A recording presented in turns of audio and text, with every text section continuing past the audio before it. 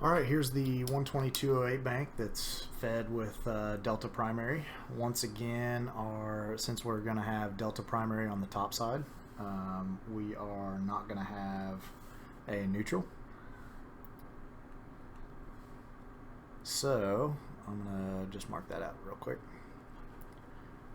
Since this is Delta, all my cans have to be fed phase to phase, but I'm going to go ahead and label them first. Everything starts with labeling my H1, my H2, H1, H2, H1, H2. Okay.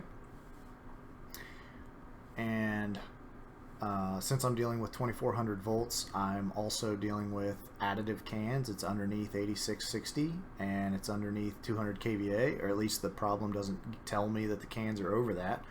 So I'm going to have X1 on the right side. And I believe the example that you sent me, these are 3 bushing secondary cans. So I'm going to go ahead and add this middle bushing here. So I have my X1 here, X2, X3. Don't mind these X's looking all wonky. This is my pad and I'm just going to ignore it. X1, X2, X3, okay, X1, X2, and X3. And I'm going to go ahead and add my case ground while I'm here. Case ground, case ground. Okay.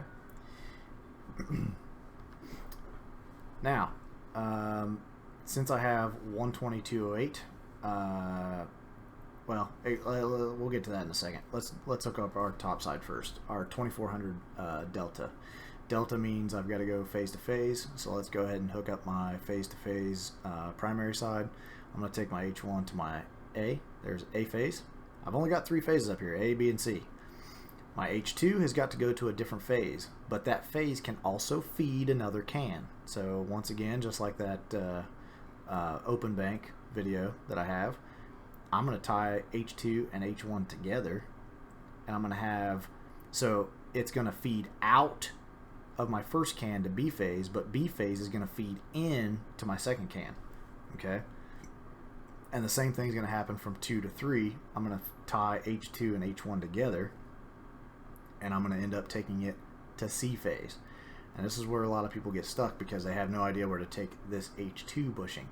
Well, I can tell you, because this can, the H1 is being fed from C, this H2 bushing cannot go to C. I always take it back to the A. That's how most of the diagrams are drawn. I don't know if there's a reason for that. There probably is. I just don't know it. So I take it back up to the A phase. So now can 1 is being fed by A phase, and then it's going out of B phase.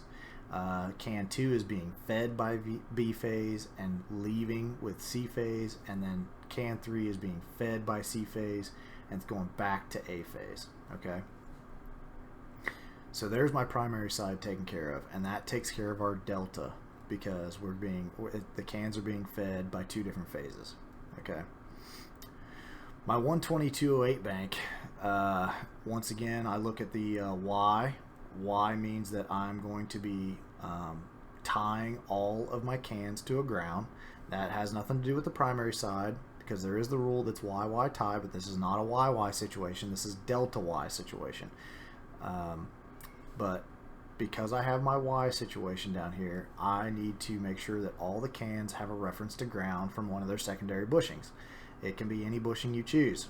But the 12208 part is telling me, and this is where to make a decision, are you using these windings in series or are you paralleling these? If I were to parallel these, or if I were to use these in series, just like this, and I were to hook these down like this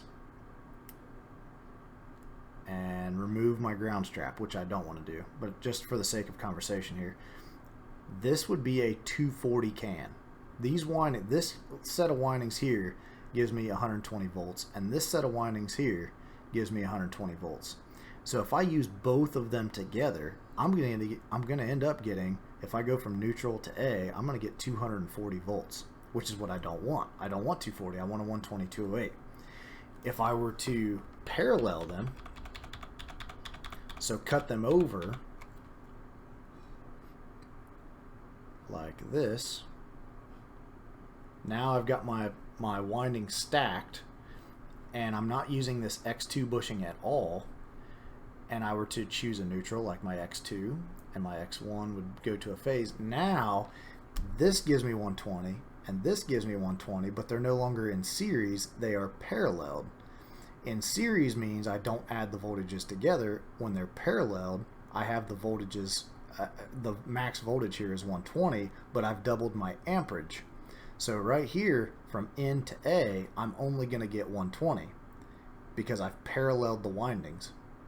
So now it goes back to the, well, how do I get the 208?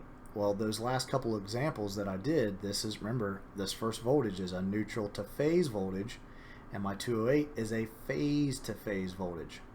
So all I have to do is put two phases together to get my 208 voltage. So I'm going to do the same thing with these other cans. I'm going to cut them over. So this is going here, parallel my windings.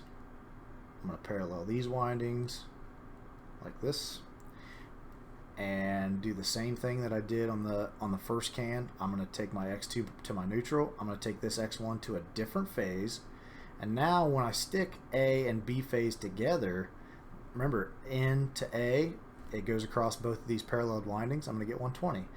N to B, I'm going to go across these paralleled windings, I'm going to get 120. But when I stick A and B together, they're fed by two different phases.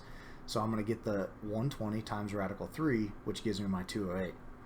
And same thing for can 3. I'm going to go to my N, X1, I'm going to go to my last phase that I haven't used yet. So now I have N to A is my 120, N to B is my 120, N to C is my 120. But when I go phase to phase, that's where my 208 comes from. My A to B gives me my 208, my B to C gives me my 208, and my A to C gives me my 208.